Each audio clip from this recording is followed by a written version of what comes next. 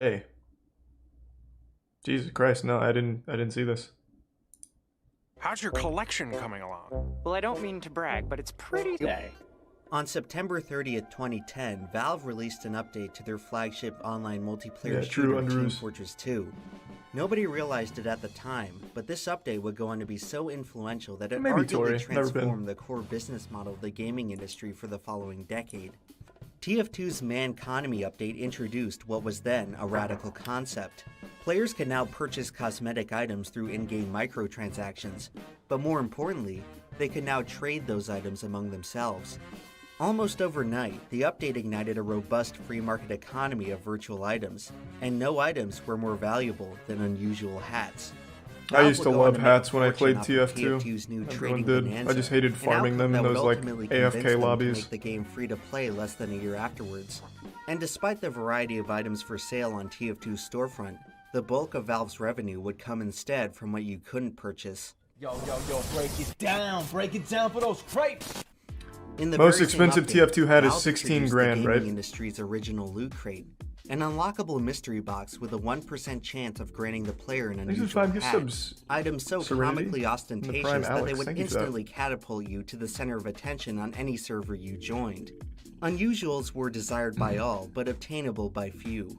The only way to get your hands on one was to spend hundreds of dollars on boxing or to trade with someone who spent hundreds of dollars on boxing. Naturally, this meant that unusual hats didn't come cheap. The most 16k is kind of low for most of these games. CSGO's most expensive item is, I think, 150 grand. That's sold for 150 grand. Trading. The Burning Flames Team Captain, the only TF2 item to consistently sell for 5 figures. Ever since this hat was added, it has reigned supreme as the single most desirable item in the game. Out of the hundreds of millions of items in TF2's economy, only 18 Burning Flames Team Captains exist. If you happen to be in the market of obtaining one, it's gonna cost you a pretty penny.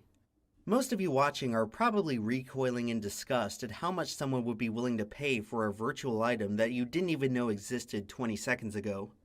Why would somebody spend $16,000 on a bunch of worthless pixels? Well, conceptually, unusual hats are nothing new. It turns out that plenty of people are willing to fork over a lot more than 16 grand on items that the rest of us would consider worthless.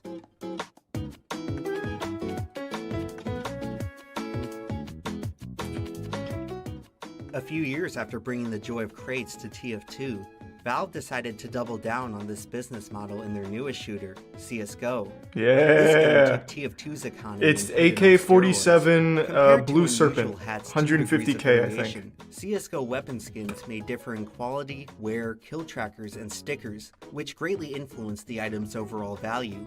Ideal versions of all these variables can drive the prices of top CSGO items into the 6-figure mark. The most expensive item ever sold in the game incorporates an additional variable of rarity. The AK-47's case-hardened skin is far from the most expensive on average. However, pattern number 661 is prized by collectors for its uniform blue top. In addition to this 1 in 1,000 attribute, an AK-47 with minimal wear, a stat tracker, and 4 holographic Titan stickers sold for $150,000 earlier this year. But the most valuable item in all of CSGO is speculated to be another case-hardened weapon. The factory-new Pattern 387 Blue Gem Caramel I got the number right, but wrong weapon. Collector in 2016. Out of the nearly 1 billion items ever unboxed in CSGO, the factory-new Blue Gem is the only one of its kind. Today, some traders appraise its value at $750,000. Wait, what? How is that possible? If you're not interested in dropping the value. Wait, hold on, let me see that one more time. How is that possible? How can there only be one of this item to exist? Surely there's more, but no one's unboxed it yet, right? Thanks to the Prime. Ooh. It's a specific pattern. Yeah, but more than one person can have this pattern, right?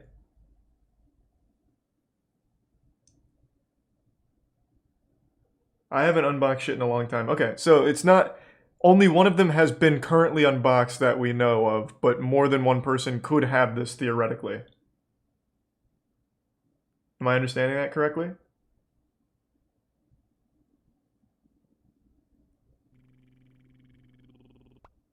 Okay, gotcha. Just want to make sure. If you're not interested in dropping the value of a house on a bunch of pixels, then perhaps There's you'd a prime rather put that money towards a 3-inch piece Shokarana of and the paper. resub BKF. Before the age of virtual cosmetics, trading cards were the epitome of intrinsically worthless items that could potentially cost worthless? a fortune. Last year famously saw an explosion in the Pokemon trading card market. In December, a first edition shadowless holographic I have one of Charizard these. card sold for a record $369,000. And I got One mine of for only like $1,000 122 bucks. copies Pussies. in pristine condition. That record was broken It's not a 3 10, months but later in February who of cares? this year when a Pikachu Illustrator card sold for Thank you, $375,000. Salmon. The promotional Jesus, salmon. card was only awarded to winners of a 1998 Japanese art competition. Of the estimated 24 billion Pokemon cards in circulation, only about 40 Pikachu illustrators are known to exist. Magic the Gathering Lame card. predates the Pokemon trading card Signed game by Black 3 Lotus. years, giving collectors a bit more time to salivate over the game's most exclusive finds. Magic's holy grail is the infamous Black Lotus, But there's a the signed single Black rarest Lotus. card of the game's original release. Earlier this year, Mm-hmm. a signed Black Lotus from the game's alpha set sold at auction for more than $500,000. While the market for Magic and Pokemon cards have had around 25 years to develop, sports trading cards have Oh, spent the ew, past century ew, rising in oh, value. ew. In Oh, 1909, it's fucking the American gross. Tobacco Sports Company was cards. ready to release their T206 baseball card series, which they distributed in packs of Thanks, Resub cigarettes. Camel. However, prior to the sale, I have not seen Pittsburgh that Pirates release. Well, actually, I might shortstop have. Honus Wagner revoked the rights to his likeness, forcing the tobacco company to remove his cards from circulation. Due to the sudden retraction, as few as 50 Wagner cards were ever distributed to the public. By the 1930s, the T206 Wagner had already become the most expensive baseball card in the world, selling in 1933 for the present-day 50 equivalent bucks. of $1,000. Idiots. In 1991, one of 3 remaining mint-condition Wagners was acquired by hockey great Wayne Gretzky for nearly $500,000. Wow. In 2016, another mint Wagner was sold for $3.1 million, Wow. a record that stood until just last year. Currently, the most expensive baseball card is a PSA Grade 9 Mickey Mantle rookie card, which sold for $5.2 million this past January. Well, Mike Trout's However, card after sold for nearly a like 4 century of mil, right? dominance in the card collecting market, baseball cards look to soon be surpassed by basketball cards in value. In April of this year, a 1 of 23 autographed LeBron James rookie card tied for the record of Real quick, do you guys remember, I think it was like 6 months ago, I really wanted to find my sports card collection because I collected the fuck out of basketball cards when I was a child and obsessed with basketball? Good news, couldn't find any of them. There's an extremely good chance I had some bangers because I remember this series of cards where they have like a little piece of the jersey that you feel and they like this design. I doubt I had this card, but I had definitely cards from this set. Because I remember really liking the tactile feel of being able to touch the shit. And I can't find any of it. I have been so upset about that for the last 6 or so months. I don't know what happened to them. I really don't know what the fuck happened to them. But if any of you guys ever see like some old school... I put them in Pokemon binders. If you see Pokemon binders of basketball cards, don't buy any. Just let me know. Because I want them back. $5.2 million. Dude, you are like a fry cook legend! Will you sign my spatula? Autographs provide collectors with a much more personal I touch recently to their started prized collecting cards from possessions. cigar packs The of my value favorite porn autographs stars. vary wildly depending on its signee, but the most valuable ones That's more typically belong passion. to I don't figures know about who are no investment longer there, but capable of I producing like it. them. In 2017, an autographed copy of Albert Einstein's iconic tongue photo was sold for Thanks to $125,000. get Sub Pepin. In 2018, a baseball featuring 11 signatures from the sport's original Hall of Fame inductees sold for more than $600,000. Some autographs can derive their value from the macabre. On December 8, 1980, Mark David Chapman would receive an autograph from John Lennon moments Resub before EC. assassinating him. 30 years later, that autographed album would sell for $850,000. However, by far the most expensive autographs are forged out of time. The signature of 16th century poet William Shakespeare has only been identified on 6 surviving documents. Today, it's estimated that a Shakespeare autograph would sell for up to $5 million. The most expensive autograph ever sold belongs to George Washington, whose personal copy of the Constitution was purchased for nearly $10 million in 2012. That sounds like a good deal, I Autographs are think, a form of actually. memorabilia, objects and souvenirs prized for There's the their prime close snuff. association with illustrious people and events. Sneakers have been one of the most popular forms of memorabilia to collect ever since the meteoric success of Nike's Air Jordan brand in the 80s. In 2020, an original pair I of wish Jordans football worn by Michael memorabilia Jordan was worth himself sold something, for because I had a lot of that as a kid and I still have $560,000, it. becoming the most expensive sneakers in the world. Of course, the decades-long... Actually, give me 1 second. I'm gonna look something up. I saw this the other day at my parents' house. I have the Baltimore Ravens Super Bowl ball signature. Hold on, let me find it. When the Ravens won the Super Bowl back in, I think it was like 2004 they won it. Let me see. They had like this commemorative thing. 2001. They had like a commemorative ball where they all signed it, and I have that. I wonder what that would go for. So it's the entire 2001 squad. They all signed a ball. I still have that in a little glass case. Everyone has that.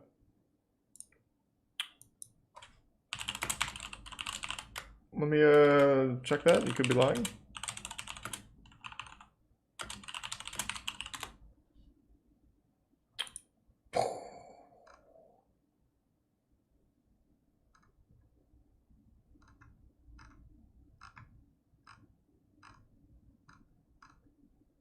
Yeah, well, it is what it is. The supremacy of the Air Jordans have recently been challenged by Kanye West's Yeezy brand. And in April of this year, an original pair of Yeezys worn by Kanye at the 2008 Grammys sold for $1.8 million.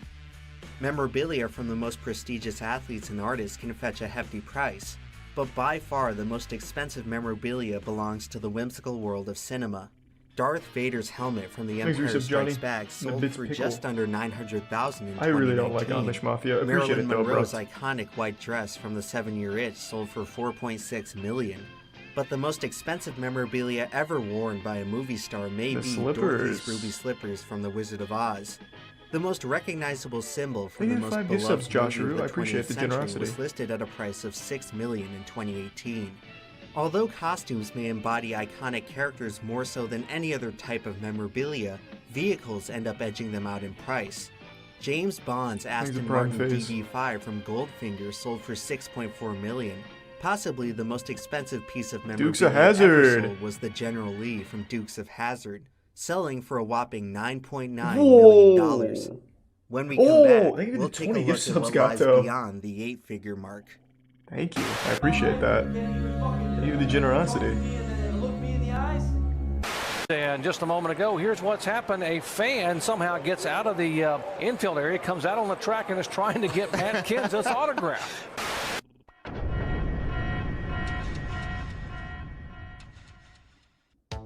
I'll let the ad ride for my boy Implement. How can you afford all of these exceedingly rare and special items? Well, everyone, where I get my money isn't important. What is important is where that money doesn't go. We watched it. Paying some stupid bank a bunch of unnecessary fees.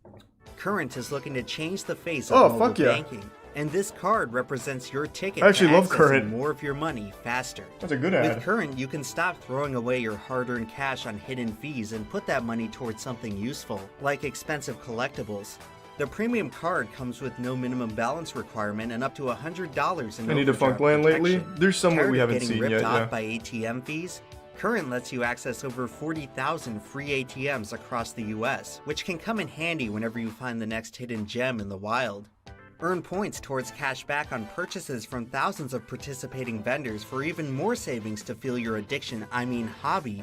And the best part is that Current lets you get paid 2 not on early, purpose. so you can finally get in on that auction before it expires. So visit current.com/amplemon to sign up for your premium card today. And in less than 2 minutes, you could be on your way to owning that sweet 1969 Dodge Charger from Dukes of Hazzard. Oh, that has to be worth millions, Edgar. While the General Lee may be the most expensive piece of memorabilia, it's far from the most expensive automobile.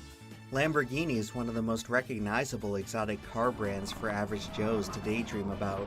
A new Lamborghini Aventador will set you back around $800,000, with just over 1,000 units being produced each year.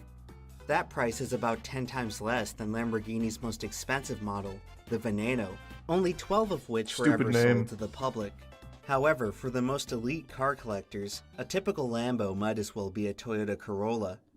It's 7 o'clock in the morning, and Elon Musk anxiously Oh, look waits at for his him. He's so golden innocent and payoff. shit. He was I still was human about to here. receive a car that I've just bought, which is called the McLaren F1. In the 1990s, the McLaren F1 set the record for the fastest top speed reached by a production car, and has been prized by collectors Here's a ever Prime since. Flex.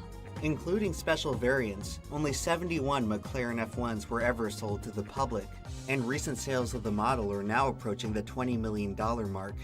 The most expensive supercar right now is the ultra-rare Pagani Zonda HP Barchetta, listed at a price of $23.5 million. However, the Not title of the most impressed. expensive automobile in the world belongs to fellow Italian automaker Ferrari. In 2018, a 1963 Ferrari Ew, 250 what a piece GTO of shit. sold for $70 million, Ew, truly showing what that an old idiot. money still reigns supreme in the automotive world. While car collectors have existed for over a century, stamp collectors date back even further. The first postage stamps were issued in the 1840s by the British government.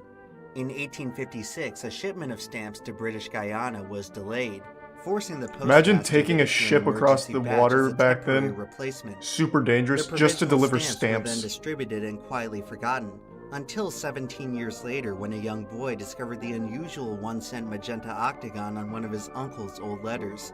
The boy would end up selling the stamp to a collector for 6 shillings. That stamp would go on to become the only surviving copy of the British Guyana 1-cent magenta. Today, it is worth over $9 million. Wow. And to the 60 million stamp collectors in the world, no other piece of postage is more valuable. Wow. If stamps are one of the oldest I fixations have for to look something up again.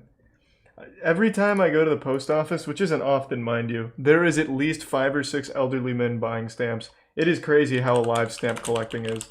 I am curious if there's any like news, stamp collecting news or anything.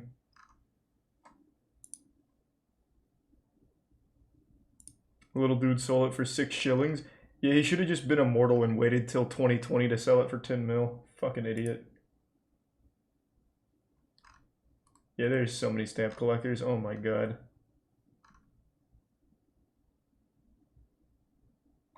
I wonder if any of the old stamps I have in that box I showed on stream are worth anything. I think we established they weren't, but maybe you guys were lying to me. collectors, coins may Maybe be you're right, the guy. oldest. Evidence of coin collecting dates Thanks, as Risa far Bjohan. back as ancient Rome. One of the most infamous events in Roman history was the assassination of Julius Caesar. 2 years after usurping the throne, Brutus had several coins minted to commemorate himself literally getting away with murder. In 2020, Thanks, Risa. 2,062 years after Raider its Fic. creation, Brutus's gold coins sold for over $4 million. The most expensive coin ever sold happens to be another gold coin, the last gold coin ever minted by the US Treasury. In 1934, President Roosevelt issued an executive order outlawing gold coins from general circulation. The Treasury was ordered to destroy all 450,000 newly minted 1933 double eagles. However, a few dozen were illegally rescued and distributed to collectors. Over the That's next nice. several years, the federal government located, confiscated, and destroyed almost all of the remaining copies. Why? Only one double eagle, acquired by King Farouk of Egypt, managed to evade apprehension. Today, that lone coin survives as the only 1933 double eagle in private possession. In June of this year, the coin was sold for nearly $19 Wow. million, more than 900,000 times its nominal value. Holy See anything shit. you like? Yeah, I'll give you $1.50 for this umbrella. $1.50 for that? Thanks, But it's Risa an Long antique. Dong. If you keep something in good condition for long enough, it will eventually be worth a fortune. Antiques provide a treasure trove. That's of so rarities fucking and have wrong, though. accounted All for the some of antiques my most expensive parents and collectibles grandparents ever kept are sold. worthless. Action Comics #1 marked the beginning of the superhero genre. Has to be the in right pop stuff. culture. After selling for just 10 cents a piece in 1938, a mint condition copy of the original Superman is now worth more than $3 million. In the 17th and 18th century, the Stradivari family built string instruments which became world-renowned for their unmatched sound quality. In 2008, a Stradivarius cello sold for $20 million, becoming the most expensive musical instrument in the world. Damn. Leonardo da Vinci was the most recognizable figure of the 15th century, and he would end up writing what would eventually become the Your most dad has expensive 50 book of in the those? world. No, he doesn't. In I'll tell you right now, he 1994, doesn't. Microsoft co-founder If I'm Bill wrong, come Gates back here purchased and show me that you're Leonardo's a multimillionaire. Codex Leicester for more than $30 million. Unofficially, the most expensive antique ever sold was this 18th century Qing Dynasty vase, selling at auction for over $80 Holy million. shit. It's at this... Let me take a peek at this one more time. This is $80 million? It's not even a cool Yu-Gi-Oh card or anything. What the fuck is the point? It's a stupid vase. But at least it's better than like a Damien Hirst art piece. At least this actually doesn't look horrible. Like you can tell it's a fish.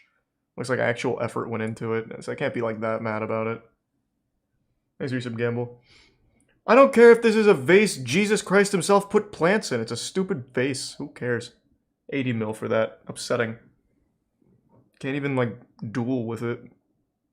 I'm gonna go pee real quick though. Give me 1 second.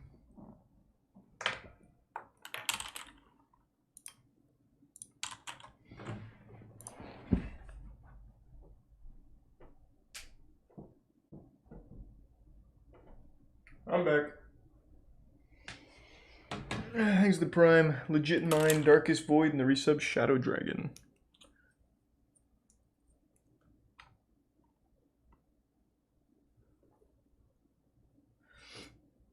The vase has holes in it so you can't even piss, shit, or cum in it. Oh, true. Yeah, that is rough. Selling at auction for over $80 million. It's at this point where the line between antique and artwork starts to blur. Approaching the 9-figure mark, we are beginning to enter the highest echelon of collectability, fine art. For centuries, expensive artwork has served as an enduring symbol of high-class society. For those who are so disgustingly wealthy that the concept of dollars and cents has practically lost all meaning, fine art has often acted as the final frontier of what money can buy. It's so stupid. It's so fucking stupid. Alberto Giacometti's Pointing Man is the world's most expensive statue, selling to a collector for $141 million. I hate artists, bro. Oh my fucking god. It's so crazy. It's so this honestly just looks like a stick that he found and whittled a little bit and then put another stick going across horizontally. I just don't get it. I fucking hate it. It makes me irrationally upset. I know it's just money laundering, but it still just makes me really upset. If you consider jewelry to be art, then the prices become even more staggering. The infamous Hope diamond necklace has been valued as high as $350 million and is generally considered to be the most expensive gem in the world. However, some sources claim that the title actually belongs to the Cullinan 1, the largest colorless diamond ever cut. Part of the British royal family's scepter, it has been valued as high as $400 million. Jesus. But that's still not as much as the most expensive privately owned painting, Leonardo da Vinci's Salvator Mundi. In 2017, that looks kind of cool at least. For $450 million. At the very least, this is better than other modern art shit. At least this is a real painting. It looks kind of decent. This looks like a magic card. Like, I am honestly expecting it to say like Brainstorm up here or something. At the very fucking least, that looks okay. And may quite possibly be the most expensive single item owned by any individual. Of course, the most expensive painting it's not a in the portrait world of me. is Stop, another Jesus Leonardo Christ. da Vinci work, the Mona Lisa, the most famous painting in human history, a work of art so valuable that it defies private ownership. The Mona Lisa is technically property of the nation of France and resides on permanent display at the Louvre. It has an insured value of over $800 million, equivalent to the GDP of Samoa. Beyond this point, we struggle to accurately appraise items. Fucking wild. Anything more valuable starts to enter the realm of pricelessness. Certain items are deemed so anthropologically important that they transcend collectability and ownership. It's possible that ancient artifacts like the Rosetta Stone may be more valuable than the Mona Lisa, but we may never know if it really is. It's insightful to discover the point at which we stop pricing items. Based on what we know about how older objects continue to become significantly rarer and more expensive, then this 40,000-year-old flute made out of a mammoth tusk should intuitively be one of the most valuable items in the world. However, the mammoth flute has substantially less fanfare than a Stradivarius violin, despite the flute being 100 times older. This exception may reveal what exactly it is we find valuable about collecting rare items. Welcome to the Batcave. This is the Guinness World Record Batman collection. The act of collecting is far from rare. At least a third of Americans True, Gato. collect something. When I was a kid, I used to collect 1/64 scale die-cast NASCARs, and I can truly say that it was one of the most satisfying and rewarding hobbies I've ever participated in. But why exactly do I so collect many of us Yu-Gi-Oh find cards. I collecting finished so my rewarding? collection. The psychology of collecting is not very well understood, but our obsession with rarity may result from our brain's innate desire to seek out the extraordinary. The modern-day activity of collecting is largely a manifestation of foraging for food in prehistoric times. For our early ancestors, discovering novel and unique forms of sustenance meant a better chance at survival. Thus, our brains adapted to release dopamine whenever we are presented with new, extraordinary items. Obtaining food is no longer the satisfying challenge that it once was. Hey, present-day speak for collectors yourself. may Food's be still pretty attempting cool. to recreate the rush of Have discovering you had a new potato berry pancakes? in the wilderness. The subconscious desire to recapture our foraging roots may be but a microcosm of a far greater desire to recapture our tribal roots.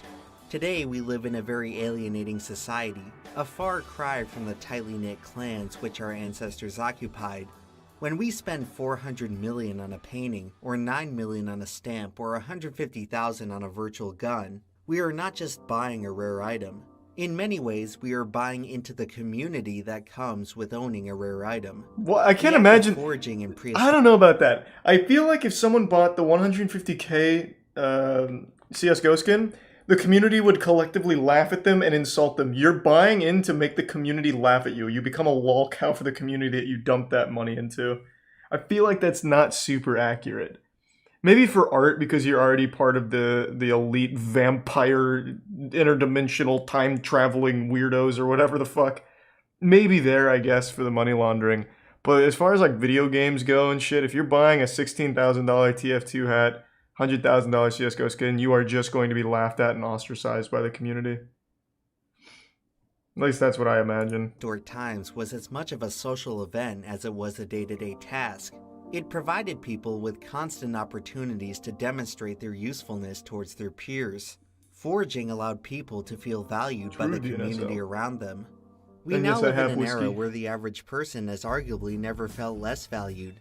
For many, joining a niche subculture is their only way to rekindle feelings of esteem and belonging. For collectors, it's a matter of finding a unified culture, one which truly represents their ideals and motivations. This may help justify why a 400-year-old violin is so much more desirable than a 40,000-year-old flute. When an item becomes too old, it loses the cultural relevance that makes it so compelling to us. People don't necessarily pay 9 figures on an original Da Vinci because it's centuries old or aesthetically pleasing. What they are truly paying for is a slice of what Da Vinci represents. They want to attach themselves to the prestige that Leonardo da Vinci's name carries. People admire Da Vinci, Michael Jordan, Superman. Maybe if we own an iconic piece of them, we can be admired too. While the impulse to collect once helped us gather survival resources, today it may be helping us gather social resources, which many are now finding more scarce than food, water, and shelter. For some, collecting rarities is the first step in connecting with others and engaging with an exclusive culture. The rest of us may consider it a waste of money, but for certain collectors, belonging to something meaningful is worth every penny. In addition to belonging, collecting may be attempting to account for another aspect many find sorely lacking from modern society: autonomy. With each passing year, the world around us gets more complex, more chaotic, and more unpredictable. You can't go a few moments without discovering some new threat that you didn't even realize it was possible to worry about. After a while, it all starts to become overwhelming, and most of us end up feeling more and more like riders on the storm. Collecting may be one of our most effective psychological mechanisms at reclaiming autonomy in the face of chaos and uncertainty.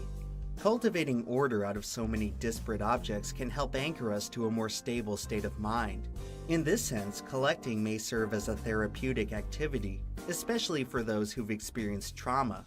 It's no wonder why the recent explosion in collecting occurred when most of us were in lockdown, a period when many had never That's a good felt more point. uncertain That's and a isolated. really good point, actually. No matter the reason we collect rare Cards and items, everything it's clear blew that up many during of us are far better off lockdown. because of it.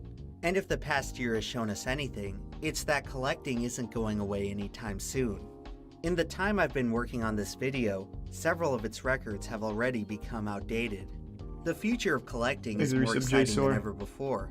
Following the advent of cryptocurrency and digital Oh assets, god. non-fungible tokens Oh, have spawned Jesus. a whole new genre of collectibles. In June of 2017, creative studio Larva Labs Oh, released a limited CryptoPunks. supply Oh, of God. 10,000 unique CryptoPunks Oh, for free on the God. Ethereum network. Each punk was algorithmically generated to have one or more distinct features, with about 100 spawning with a special classification of zombie, ape, or the rarest of all, alien. In March of this year, one of the 9 alien CryptoPunks sold for $7.6 million, becoming the most expensive NFT ever sold. One day later, digital artist Beeple would shatter that record with his composition Good for Everydays, him. a collage of all 5,000 images that he published over a time span dating back to May 2007. The Everydays NFT was purchased for over $69 million, about 70 8% million. the value of the Mona Lisa. A hell of a price to pay for a bunch of worthless pixels.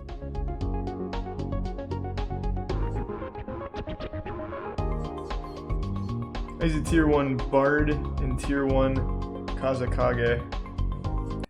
You bronze?